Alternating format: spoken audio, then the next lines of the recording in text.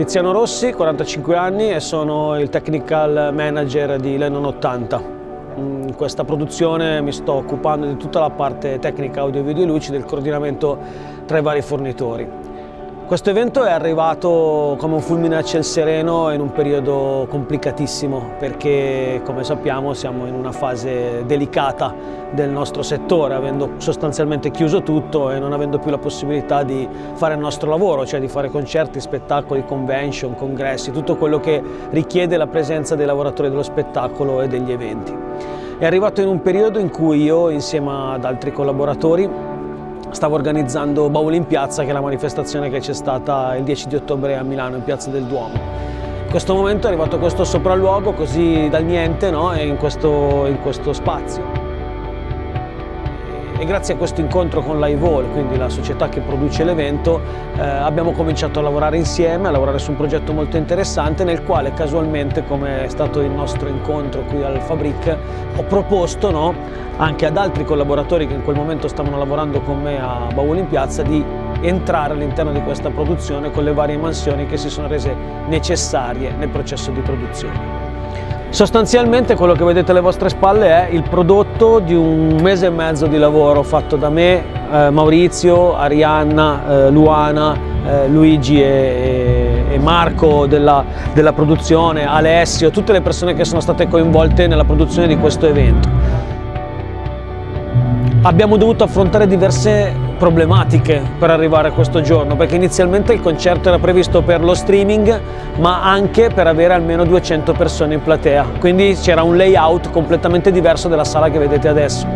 Sono cambiate le leggi, anche perché c'è stato un inasprimento della pandemia, per cui abbiamo dovuto eliminare la presenza di pubblico e fare un evento solo televisivo, sostanzialmente con degli ospiti che vengono qui a lavorare, cioè giornalisti, addetti ai lavori. E c'era anche un altro problema, poter accogliere la mole di artisti che avevamo in questo evento, cioè tutta la band che è fatta da oltre 7 elementi, quasi adesso non mi ricordo, 7-8 elementi, più 12-13 artisti che dovevano cantare nel backstage, cosa impossibile perché il backstage non era in grado di garantire le distanze. Allora Luigi, che è il CEO di L'Aivol, mi ha proposto: ma se facessimo il backstage nel floor del Fabric? Ho detto sì, è una buona idea. Allora ho cominciato a pensare ad un layout dove poter mettere le poltrone, i divani, portare questo mood anni 60-70 all'interno del floor del Fabric per poter ospitare i nostri artisti, diciamo, e poi poterli far salire sul palco ad esibirsi. Questo ci ha permesso di mantenere le distanze,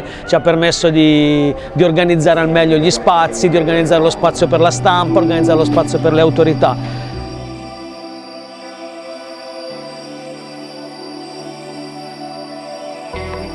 È stato molto bello, molto divertente, ma difficile perché in un momento come questo, fornitori chiusi, aziende chiuse, negozi chiusi, quindi è stata una sfida riuscire a progettare un qualcosa che fosse in linea con appunto Lennon, gli anni 70-80, reperire tutto il materiale,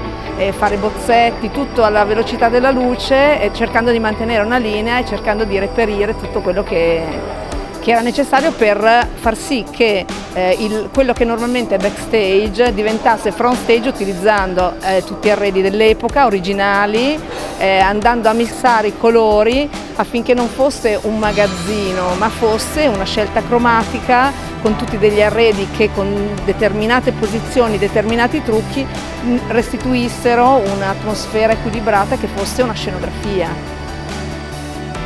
Speriamo, diciamo, di buon auspicio, perché è un momento in cui il nostro settore è veramente in sofferenza.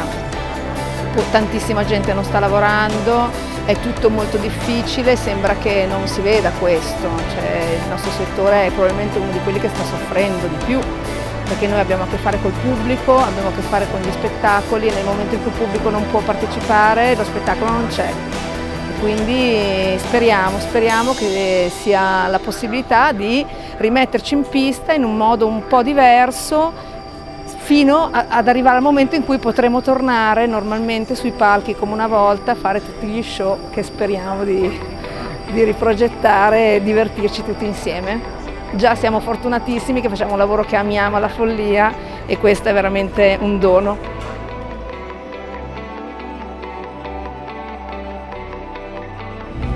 Sono Maurizio Cappellini, sono il direttore di produzione di questo evento.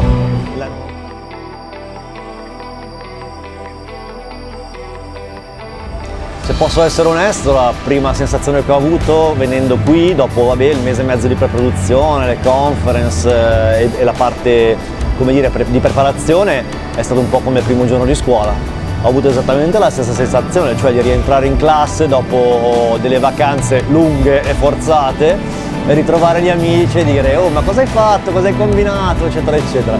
Quindi una bellissima sensazione.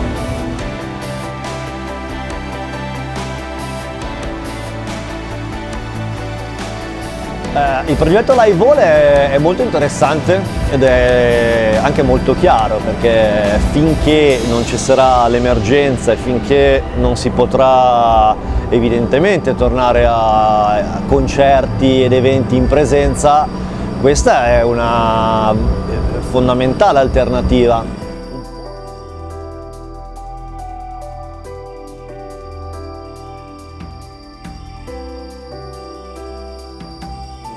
Questo sarà sicuramente un progetto che se dovesse avere un futuro è apprezzabilissimo e sarà assolutamente importante non solo per traghettarci nella nuova era dei concerti post pagamento, ma anche per segnare un indirizzo diverso ma comunque importante. Sono abbastanza sicuro che il post Covid non sarà più come prima, non lo sarà nulla, ma anche per le cose positive.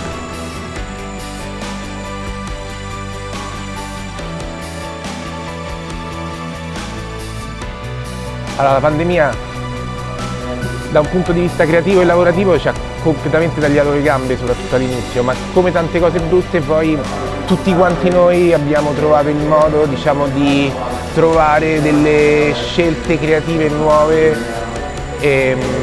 riuscire a creare praticamente cose a cui non avremmo pensato se fossimo stati in un periodo normale.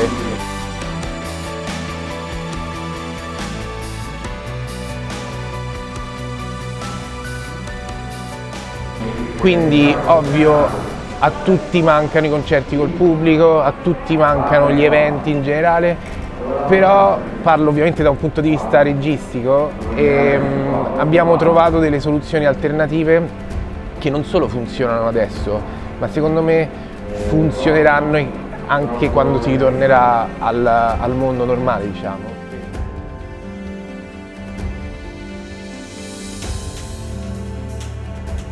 Non avere il pubblico in realtà per il mio stile è un plus, perché comunque mi dà la possibilità finalmente anche di... Questa sera la band starà su un palco, quindi è esattamente quello che sarebbe stato come posizione se ci fosse stato il pubblico, però molto spesso adesso la cosa bella è che puoi ribaltare il punto di vista e mettere l'artista magari in mezzo al teatro in una posizione dove normalmente ci andrebbe il pubblico, a quel punto anche da un punto di vista di regia hai la possibilità di creare un'esperienza molto più immersiva e che quindi con meno punti camera riesci comunque a raccontare l'evento in una maniera completamente differente e spesso a dare la sensazione al pubblico di essere lì.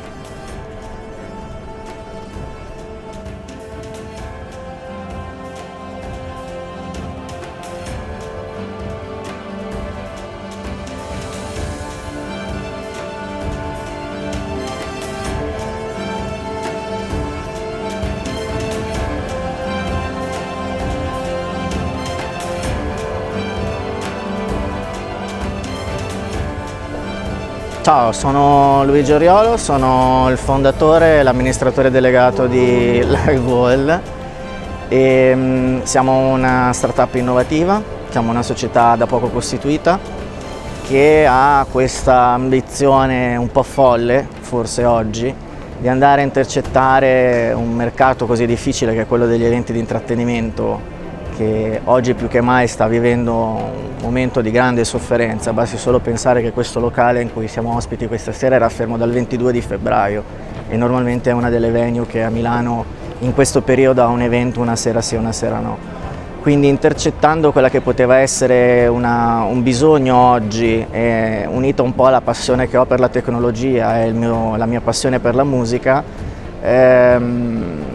ci siamo iniziati a interrogare su come poteva essere, quali potevano essere le conseguenze del primo lockdown e come, in che maniera questo settore ne avrebbe sofferto. E quindi subito con gli artisti, le persone in prima fila, abbiamo iniziato dei tavoli di lavoro anche solo di confronto per capire come poteva essere percepito un certo tipo di intrattenimento, come in questo caso,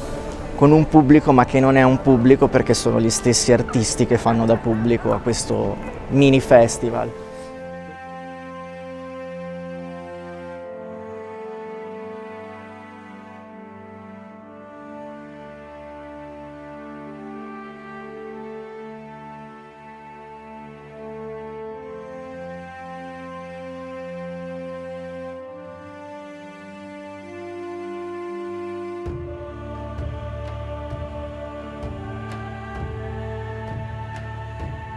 Per cui oggi siamo pionieri, dove stiamo andando non lo sappiamo, sicuramente non abbiamo la pretesa di volerci sostituire all'emozione di un evento dal vivo,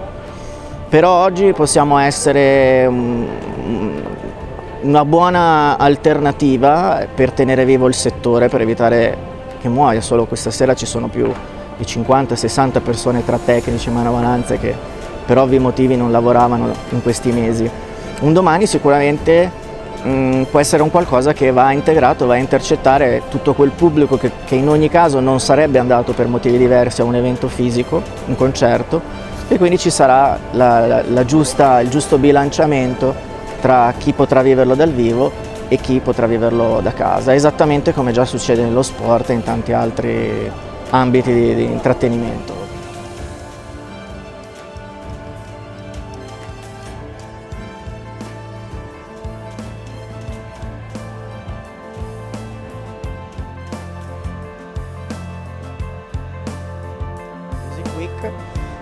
Mi sento molto gratificato dall'energia che ho potuto percepire da tante persone che in queste settimane e soprattutto in questi ultimi giorni hanno lavorato per realizzare tutto questo e tutto quello che andrà a accadere tra poco sul palco. Sono, come posso dire, speranzoso che questo possa essere un primo segnale, perché in Italia siamo pochi, in Nord Europa, Stati Uniti qualcosa incomincia a muoversi. Sicuramente l'emozione c'è,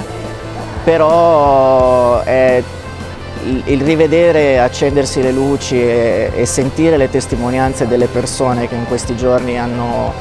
lavorato a questo progetto è sicuramente una forma di gratificazione che va oltre, che già in questo momento storico è già abbastanza particolare come sensazione. C'è tanto entusiasmo, noi andiamo avanti, non vogliamo essere un evento che oggi raccoglie un fondo e vuole fare l'elemosina. Il nostro progetto è quello la nostra intenzione è quella di proseguire il più a lungo possibile in attesa che si possa tornare a fare eventi dal vivo e quindi le due cose possono unirsi.